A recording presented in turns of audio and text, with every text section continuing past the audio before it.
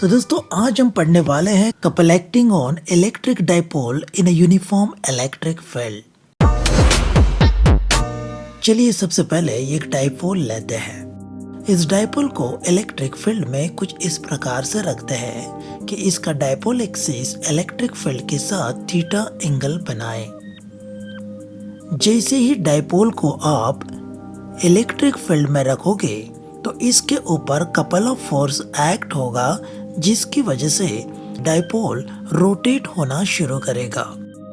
चलिए प्रोसेस को ठीक से समझ लेते हैं।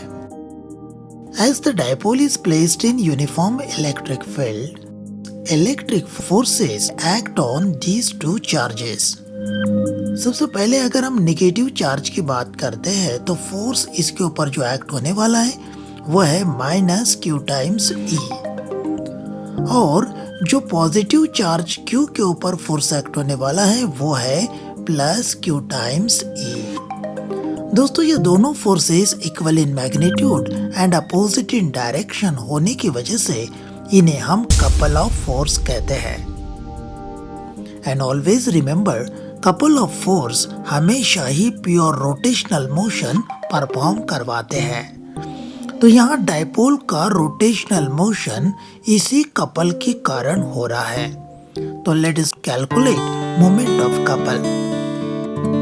The moment of couple calculate करने के लिए हमें एक परपेंडिकुलर ड्रॉ करना पड़ेगा जो दो फोर्सेस के बीच का परपेंडिकुलर डिस्टेंस होगा। Let BM be such distance here in the diagram.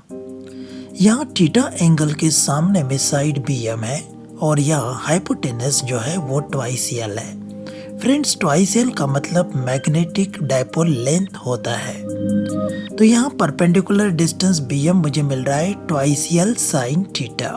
ये मैंने ट्रिग्नोमेट्री की मदद से कैलकुलेट किया using sine ratio.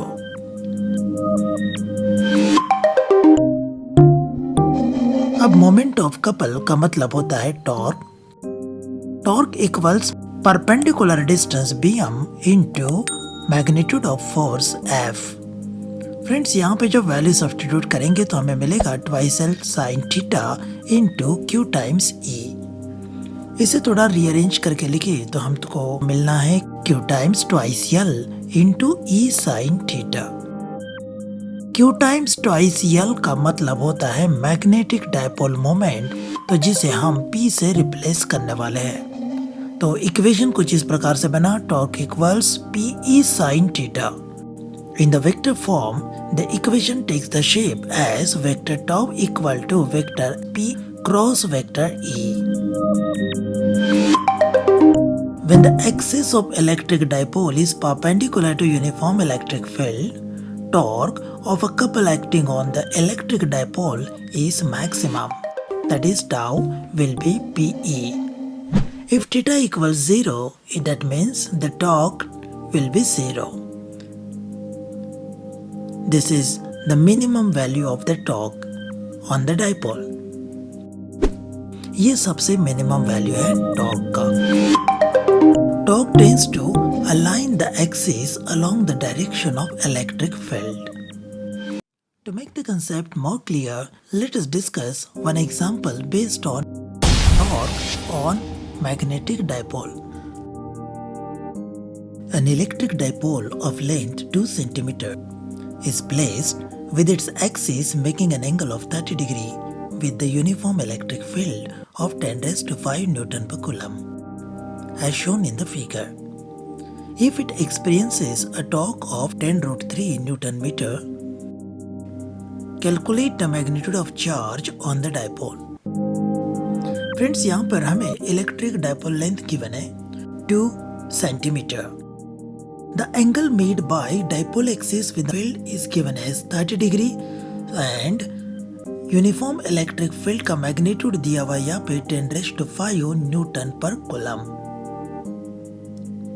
And the torque acting on the dipole is 10 root 3 newton metre. और हमें यहाँ पे मैग्नीट्यूड ऑफ चार्ज अर्थात Q का वैल्यू निकालना है। Using the formula for torque, which is given as tau equal QE twice L sin theta.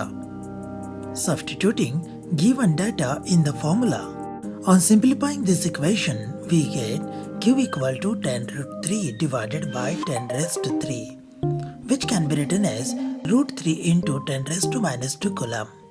Substituting the values of root 3 as 1.73, we'll have the answer 1.73 into 10 raised to minus 2 coulomb.